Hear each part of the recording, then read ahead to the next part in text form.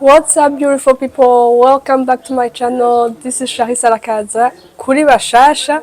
Hanyuma kubasangwa naho ndabibutsa ko ndabakunda cyane, nari ndabakumbuye. Ame 240 abonnés, aba subscribers banje 240 240.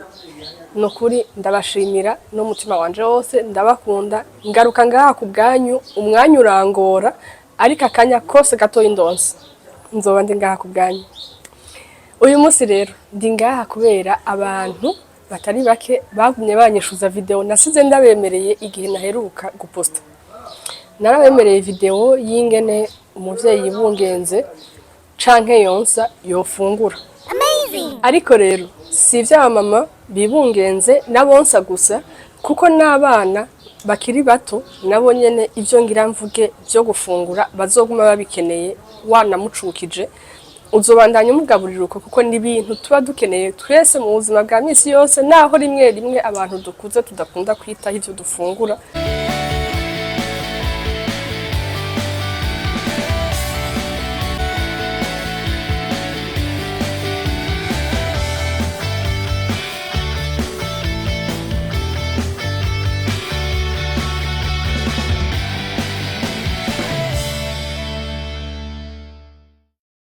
Icambere, umuntu yibungenze canke yonsa canke umwana agitangura gufungura akiri muto yategerezwa kurya amasereyale. Amasereyale nibaza ko mu Kirundi novuga ngo ni ibintu by'intete, amasaka, ibigori, uburo,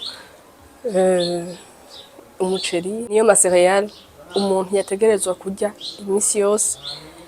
Surtout uburo ku bavyeyi bibungenze burafasha kubera butuma utagira ikibazo c'amaraso. Murazi yuko abavyeyi bibungenze surtout muri trimestre ya gatatu, trimestre ya nyuma, usanga kenshi bagira ikibazo cyo gukama amaraso kubera baba bakeneye amaraso menshi aruta ayo bahora baba bakeneye. Uburo rero buragufasha kwevita n'ijya miti yo kwa muganga ry'amasuprema waguha ya fer, kubera urimo fer ikwiye. Hanyuma amasereyale akamaro kayo kandi yaba kuri wewe yaba ku mwana aragufasha no kutibagira cyane. Murazi yuko abavyeyi bibungenze canke baheruka kuvyara usanga bakunda kwibagira. Biragufasha kugumana memoire imeze neza. Hakaba hariho ica kabiri, ivyamwa. Ivyamwa by'ubwoko bwose bitakumerera nabi ni sawa. Hanyuma ivyamwa harimo ivyamwa bigufasha kuri ico kibazo c'amaraso, hakabaho n'ibigufasha mu yandi ma vitamine dukenera, umubiri wacu ukenera, no koroherwa mu nda. Ivyamwa n'imboga, imboga cane cane épinard. Ico ni ca gatatu, imboga ifo kwirasura yuko mu vyo urya hama harimo imboga. Murazi yuko abavyeyi bibungenze bakunda kugira ikibazo co kumirwa mu nda, constipation, canke abana inzoya. Umwana ingene asohoka, donc ingene agira kaka biza kuvana n'ivyo wewe wariye wewe umwonsa mama wiwe. No kuvuga ko ni wajya ibintu bituma umwana agumirwa mu nda, umwana azogira kaka igumye canke agware constipation. Ni wajya ibintu bimworohereza mu nda nawe bikakorohereza mu nda, nawe bizotuma asohoka neza. No kuvuga ijya imboga, ijya ivyamwa, ijya ayo masereyale. Hanyuma ntiwibagire no kurya ibijumbu. Ikijumbu burya n'ikintu kiraguha inguvu, kikagufasha no koroherwa mu nda.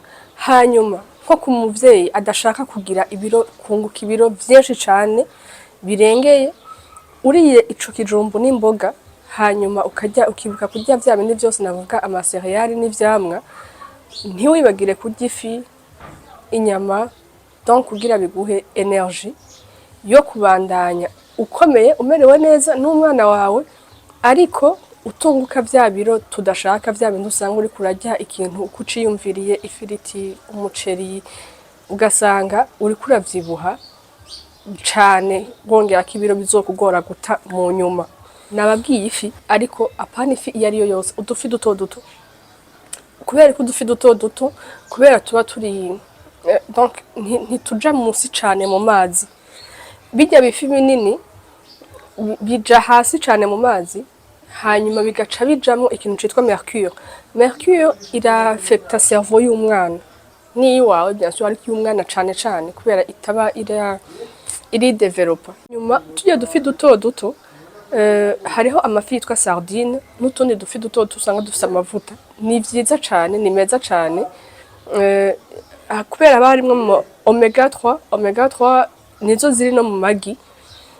Ifo kurya amagi n'ayo mafi kubera bizofasha ubwonko bw'umwana wawe gukura neza, kwidevelopa neza.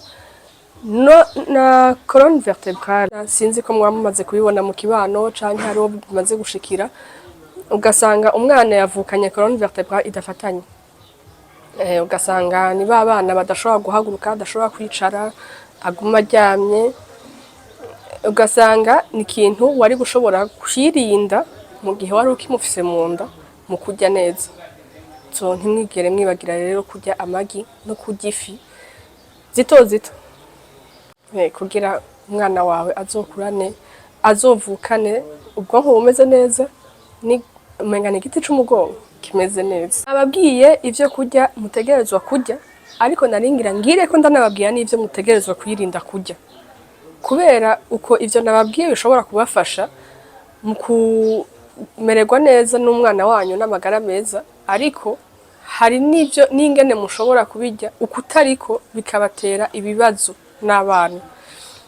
Icambere mwirinde kurya inyama zitahiye canke zidatetse. Ni ukuvuga iki? Ya maboshe turya mu kabare duhitana mw'ibarabara nta mwanya munini baba yafatiye kuyateka, kandi ku muntu atakindi kibazo afise uyiriye rimwe mu ndwi ntaci kugira. Ariko ku muvyeyi wibungenze ndabasavye muzirinde. Uti kubera iki? Haba harimwo amabakteri, bakteri yitwa salmonella, listeria, hakabaho na parasite yitwa toxo. Nibaza ko mwaba muyumva benshi bamari ko bavuga toxo ni toxoplasma gondii. Ni parasite ishobora kuba iri mu nyama canke mu vyo kurya biri contamine n'ubuyabu canke izindi, donc ayandi ma animaux domestiques bijya bikoko dutunga mu nzu.